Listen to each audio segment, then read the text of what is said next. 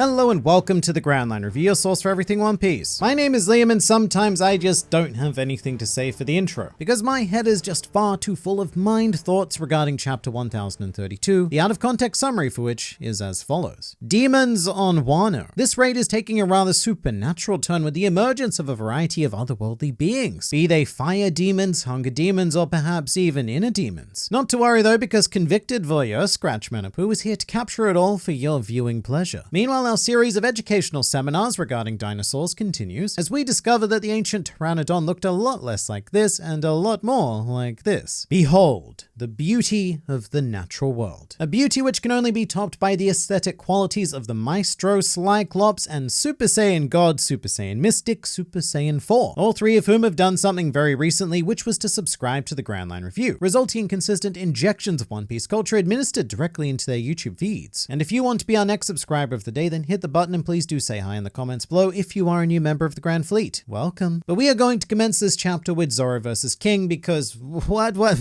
in the ever-loving crap? What the fuck? This whole time I thought that Queen was the goofy member of Kaido's top officers, but King is really making a play for his namesake here and claiming that they're crown. And it's just such a weird panel because it's almost a Luffy style of attack, stretching your head back and letting the generated force of that create a devastating impact. Except that this is not Luffy, and pteranodons, to the best of my knowledge, were not made of rubber. I could be wrong, after all, I am not a dinosaur. It was undeniably hilarious though, and it's another one of those moments that makes me glad that Oda isn't afraid to make gags out of even the most serious of characters. Everyone is up for grabs, because in the end, comedy and general enjoyment are a huge cornerstone of the series, even if we're in the climax of the biggest arc that we've ever been through, against the most powerful enemies we've ever fought. What this chapter is full of though is something we don't often see, which is Zoro thinking. 1032 was quite inner monologue heavy from our swordsman, something that tends to only occur in battle. Otherwise, we generally stay out of his head, and because almost nothing comes out of his mouth, possibly due to his sword-eating habit, we rarely hear his thoughts on any given matter. So this chapter is actually something of a treat because it's a lot of seeing Zoro's mental cogs in action. And Oda is also doing something quite clever here by directly tying Zoro's victory to King's Lunarian heritage. So narratively, we're now in a position where we need to flesh out King as a character in order to overcome this obstacle, which also stops this fight from becoming a simple action spectacle, which it very easily could have been. It's definitely not at the level of what's going on with Sanji, but it is nice that Zoro has something of an inner struggle to deal with as well. He needs to remove his bandana, plonk on his Sherlock Holmes hat, and solve himself a bit of a mystery, which kind of reminds me of the Pika fight on Dressrosa, where Zoro had to do something very similar. His opponent had such a weird ability that Zoro had to throw some coal into his steam-powered brain engine and come up with a solid strategy. Except that was a lot less personal because I suppose Pika wasn't really worth fleshing out as a character. But King's a bit different, so I'm very much looking forward to Zoro's painful trial ahead to uncover the secrets of our masked Firebird. However, that's far from the only mystery generated on the Zoro spectrum, because at the end of this section, Enma happens to activate out of nowhere, and seemingly in response to the sound of a shamisen being played by special guest star Komurasaki. And I say Komurasaki because let's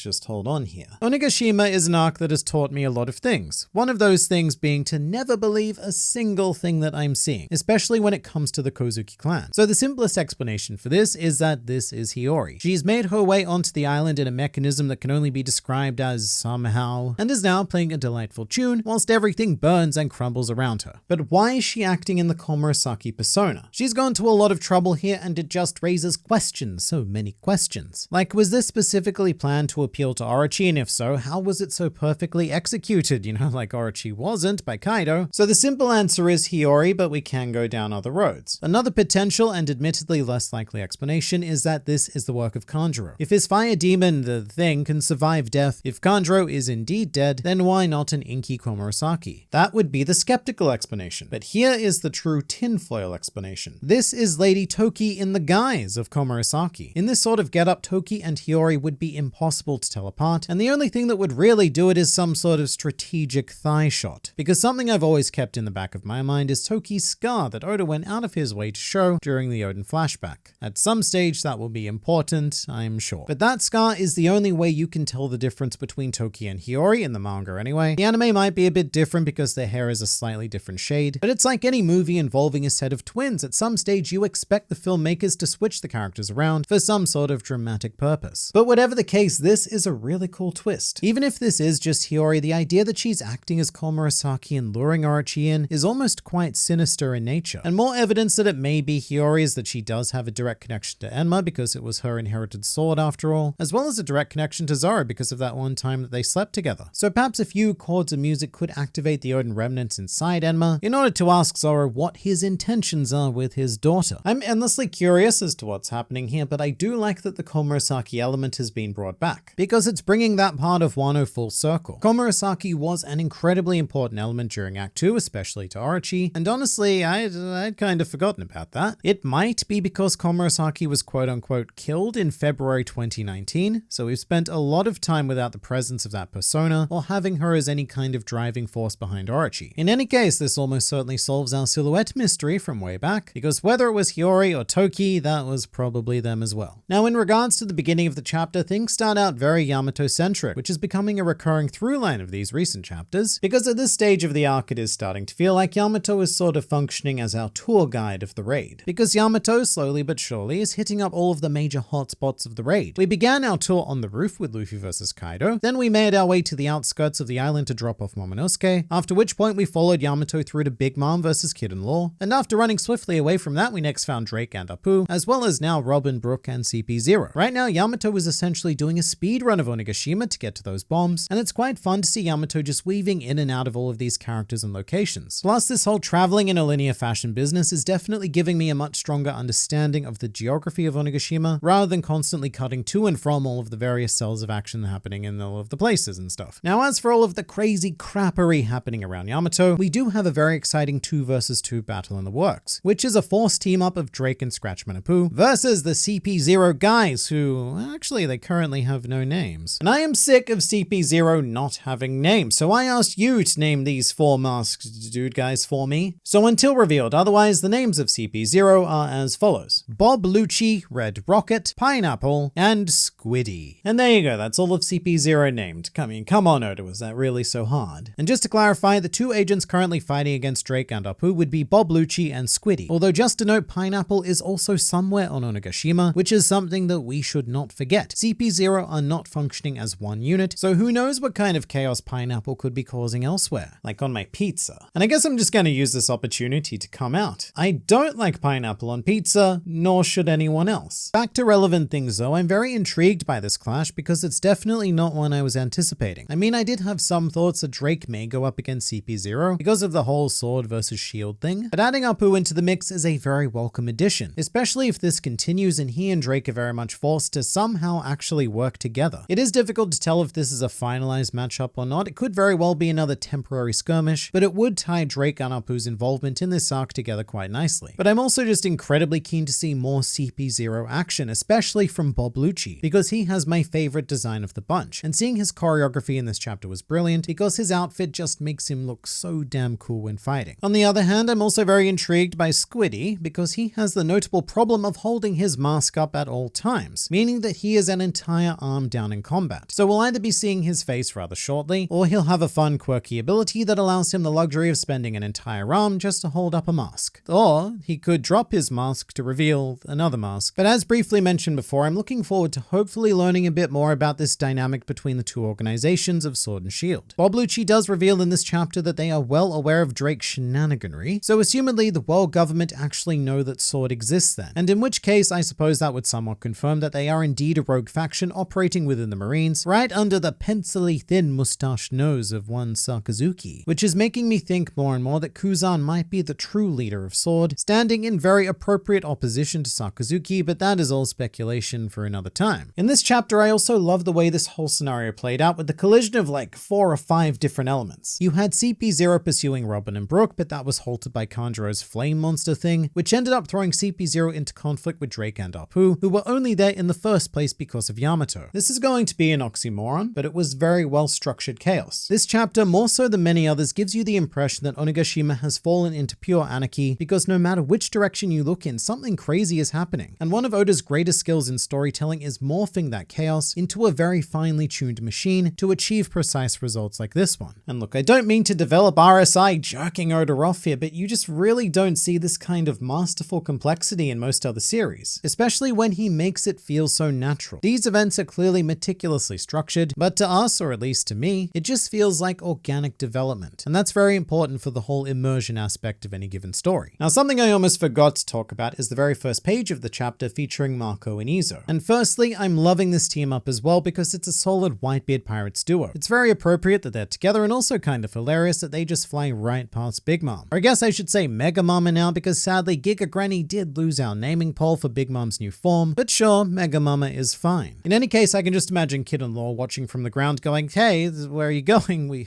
could really use some help here, Birdman. But coincidentally, that is the exact question I have. Where are they going? The reason why they've entered the buddy system is due to Kanjuro's fire apparition, and this confused me for a bit because the fire boy is clearly heading downstairs, whilst Mako, being a bird, is flying upwards. Not that you can really fly downwards in a building because that would be called digging. But then I did go back to the previous chapter, and I guess it does make a bit of sense now, because the announcement of the fire demon said that it appeared on the second floor, so Izo is heading to where he thinks the demon is, but is not necessarily there anymore. Or maybe it is actually, because in this panel with Yamato, we do see the base of the fire dude remaining on the second floor, almost as if it's stuck there like some kind of spawn point. All I know is that when you're dealing with fire, Mako does seem like a pretty useful guy to have around, so we'll see how that goes. Oh, and also I don't normally talk about this kind of thing too much, but I wanted to address the cover page this week. A Grand Fleet member named Salty Popsicle brought this to my attention, but this whole Yamato scenario is actually a very clever reference in Japan, because they have a company known as Yamato Transport. And here you can see that their logo is a black cat carrying, I think, another black cat, which is quite adorable. So that's why Yamato is delivering supplies alongside two black cats. Oh, and this might just be Oda's generic style of drawing little old ladies, but said old lady on this cover looks shockingly similar to Gabaru's grandmother from the Karibo cover story. The one that made all of the meat pies and things. Except she's wearing a kimono. So look, of all of the characters to receive a Wano costume variation, Gabaru's grandmother was definitely the most unexpected. But what is expected is of course another video, because there's always more to learn, explore, and experience with this wonderful series, so I look forward to seeing you there.